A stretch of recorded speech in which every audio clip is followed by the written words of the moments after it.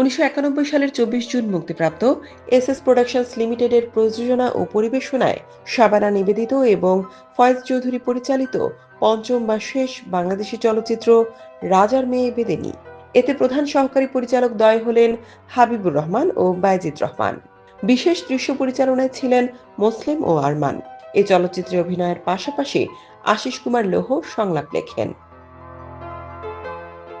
বাংলাদেশ চলচ্চিত্র উন্নয়ন সংস্থায় গৃহীত ও পরিস্ফুটিত এবং ফয়েজ চৌধুরীর কাহিনী চিত্রনাট্যে রাজার মেয়ে বেদেনী চলচ্চিত্রে প্রধান চরিত্রে অভিনয় করেন অঞ্জু ও ইলিয়াস কাঞ্চন। তাদের চরিত্রানুযায়ী সাবলীল অভিনয় সব শ্রেণীর দর্শকদের মুগ্ধ করে। একটা কিছু বলে যাও। অন্যদিকে খলচরিত্রে আমির সিরাজি, মঞ্জুর রাহি, রাজীব প্রত্যেকে নিজেদের অভিনয়ের দক্ষতা প্রমাণ করেছেন।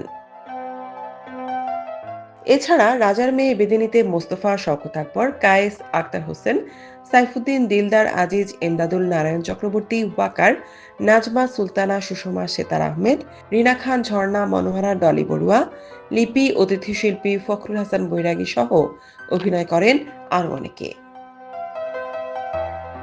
বাংলা ভাষার কল্পনাধর্মী চলচ্চিত্র রাজার মেয়ে বেদেনীতে ব্যবস্থাপনা ও তত্ত্বাবধানে দেলোয়ার হোসেন, শিল্প নির্দেশনায় বিজয় সেন, প্রচারে রূপায়ণ পাবলিসিটি, ল্যাবরেটরি প্রধান ইউসুফ আলী খান খোকা, কালার এক্সপার্ট দেওয়ান শওকত, পরিস্ফুটনে ফয়জুল মতিন, রেজাউল রঞ্জু, মুদ্রণে আজিজ আশরাফ বারী, নুরুল আমিন, নৃত্য পরিচালনায় আমির হোসেন বাবু ও মাসুম বাবুল, রূপসজ্জায় রহমান ও ফিরোজ, স্থির চিত্রে নজরুল ইসলাম, চিত্রগ্রহণে রেজা লতিফ, সম্পাদনায় নুরুন নবী সহ ছিলেন আরও নেপথ্য শিল্পীবৃন্দ।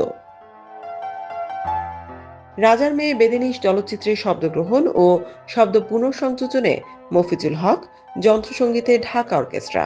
এ চলচ্চিত্রের উল্লেখযোগ্য গানগুলো হলো বাইদা আর বাইদানি মোরা সাপ খেলা দেখাই, নানা মালা নিমুনা ধরা দিমুনা, বন্ধু যদি হইতরে কাঙ্ক্ষের কলস, মাইরোনা মাইরোনা আমারে, ও বন্ধু তুমি আমার প্রাণ সজনী অন্যতম।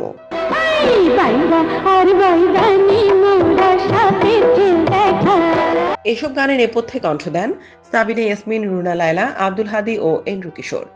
রাজার মেয়ে বেদেনীতে গীত রচনায় মাসুদ করিম এবং সঙ্গীত পরিচালনায় ছিলেন আলী হোসেন।